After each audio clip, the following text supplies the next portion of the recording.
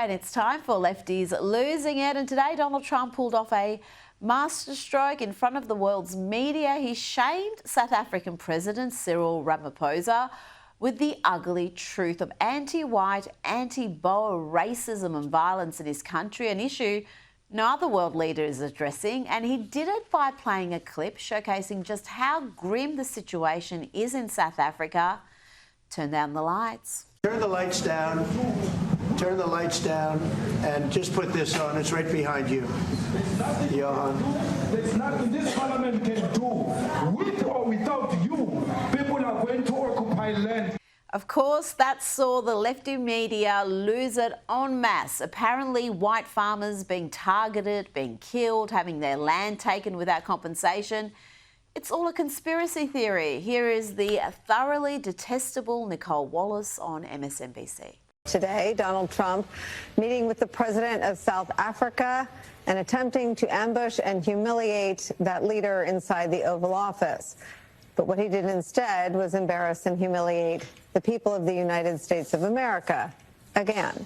In his meeting with President Ramaphosa, Trump peddled unsubstantiated claims of genocide in South Africa of white South Africans, a group that ruled during apartheid in South Africa. It is a fringe conspiracy theory. Conspiracy theory? What, like the virus coming from a lab or Joe Biden suffering cognitive decline? Yes, it's just another conspiracy theory. Let's check in on the sort of scenes witnessed in the South African parliament. We can do whatever you want to do. Who are you to tell us whether we can occupy land or not? We are going to occupy land. Yes. South African occupy land. That's who we are. And here, Julius Malema, parliamentarian and leader of the Economic Freedom Fighters, says that there must be killing. Must never be scared to kill. A revolution demands that at some point there must be killing, because the killing is part of a revolutionary act. And here is a stadium full of people all chanting, "Kill the Boer, kill the farmer."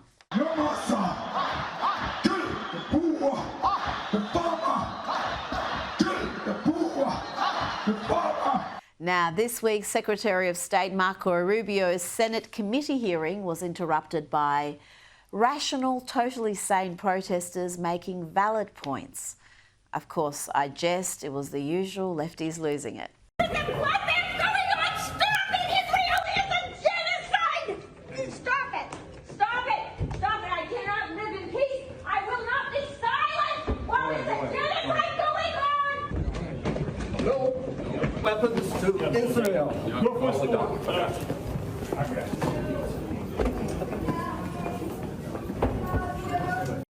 Joining me now is Wrong Speak Publishing founder Adam B. Coleman. Adam, we covered the amazing scenes in the Oval Office earlier today with Douglas Murray. I want to play you an exchange between Senator Tim Kaine and Secretary of State Marco Rubio earlier in the week about the few dozen South African farmers granted asylum in the US.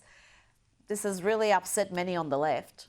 You're not entitled. So can you have a different standard based upon the color of somebody's skin? Would that be acceptable? Well, I'm not the one arguing that. Apparently you are, because you don't like the fact that they're white, and that's why they're coming. I'm just asking you to say that would be unacceptable. Well, no, that I would say that the United States, a very easy thing to say. The United States has a right to pick and choose who they allow into the United States. Even based on the color of somebody's skin. No one's. You're the one that's talking about the color of their skin, not me. These are people whose farms were being burned down and they were killed because of the color of their skin. Well,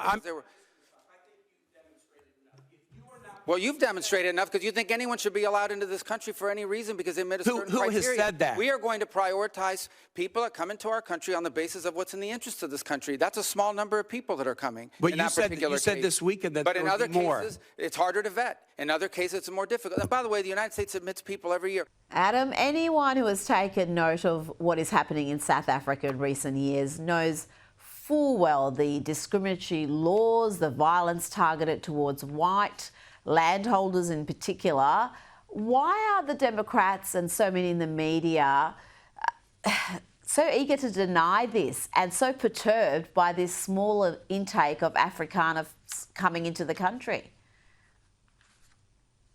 Well, it's because the Democratic Party is once again playing identity politics. And in their terms of identity politics, anyone who is white cannot be oppressed. they can only be oppressors. And they cannot see someone who looks like me or darker than myself as being someone who is oppressing someone else. And the reality is that, yeah, some of these people are facing discrimination and threats because of their skin color. So I really wouldn't care if it was someone who was being oppressed because of their skin color, their religious background, or any other factor. The fact is, Marco Rubio is making the point that these people are coming through because they're under threat. They are coming through because they are actual refugees coming from their nation. So they seem to be legitimate to me, and I really don't care where someone comes from. As long as they go through the process, they can come to the United States.